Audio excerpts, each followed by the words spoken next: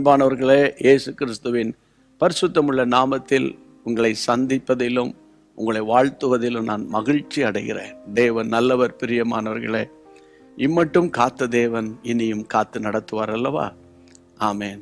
நீங்கள் என்றைக்கு ஏசப்பாவை அறிந்து கொண்டீர்களோ, என்றைக்கு கர்த்தருடைய பிள்ளையாய் மாறினீர்களோ, அவருடைய பெரிய குடும்பத்தில் நீங்களும் அவருடைய பிள்ளைகளாக இருக்கிறீர்கள். அவருடைய திருச்சபையில் அங்கத்தினராக இருக்கிறீர்கள். ஆமேன். ஆண்டவர் சொல்லுவார், என்னுடையதெல்லாம் உன்னுடையது தான் அப்படின்னு ஆண்டவர் சொல்லுவார். சரியா? ஆனால் இன்னைக்கு நம்ம கேட்க வேண்டிய பரிசுத்த ஆவியானவர் கொடுக்கிற ஒரு ஆலோசனை என்ன தெரியுமா?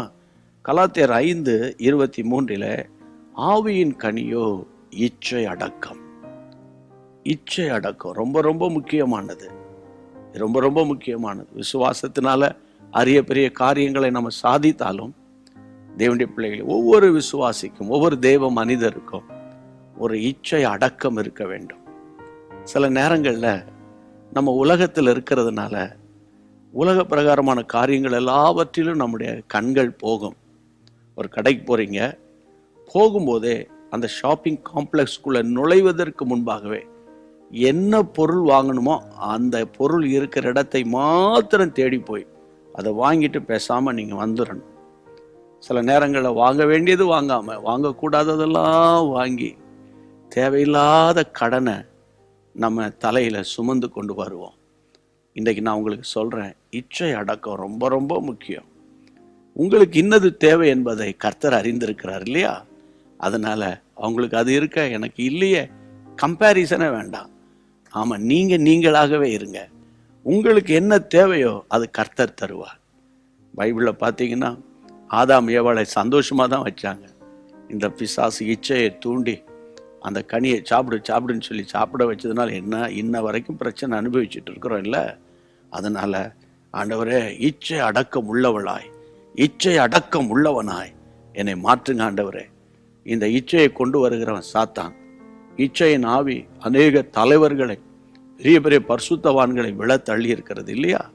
ஆகவே ஆண்டவருடைய பரிசுத்த பிரசன்னத்தில் ஆவியானவரே, உங்களுடைய இரத்த கோட்டைக்குள்ள, ஷகினா மகிமைக்குள்ள என்னை பாதுகாத்து கொள்ளுங்கன்னு நீங்கள் ஜெபிக்க ஜெபிக்க ஜெபிக்க இந்த நாள் முழுவதும் ஆச்சரியமாய் கர்த்தர் நடத்த போகிறார்.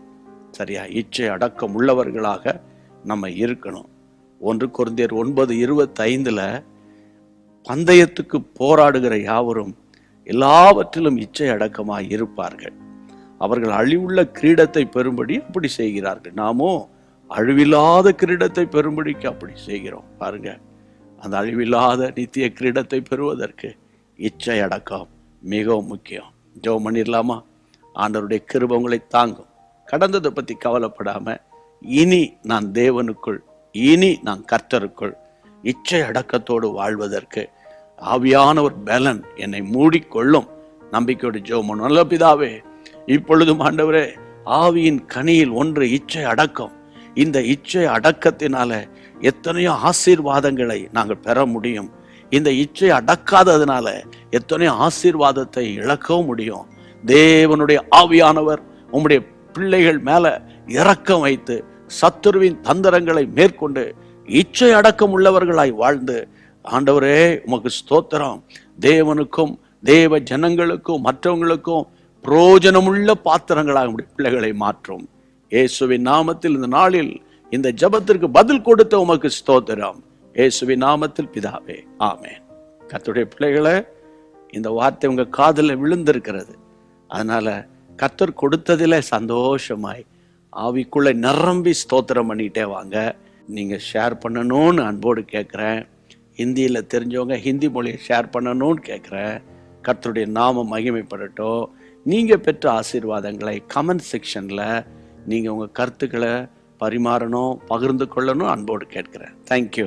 God bless you. மீண்டும் சந்திப்போம். அன்பான தேவனுடைய பிள்ளைகளே, இச்செய்தி உங்களுக்கு மிகுந்த ஆசீர்வாதமாக இருந்ததென்று நாங்கள் நம்புகிறோம். தொடர்ந்து எங்கள் செய்திகளை கேட்டு கர்த்தருக்குள் ஆசீர்வதிக்கப்பட ஜீசஸ் மீட்ஸ் மினிஸ்ட்ரீஸ் என்கிற எங்கள் யூடியூப் சேனலை சப்ஸ்கிரைப் செய்யுங்கள்.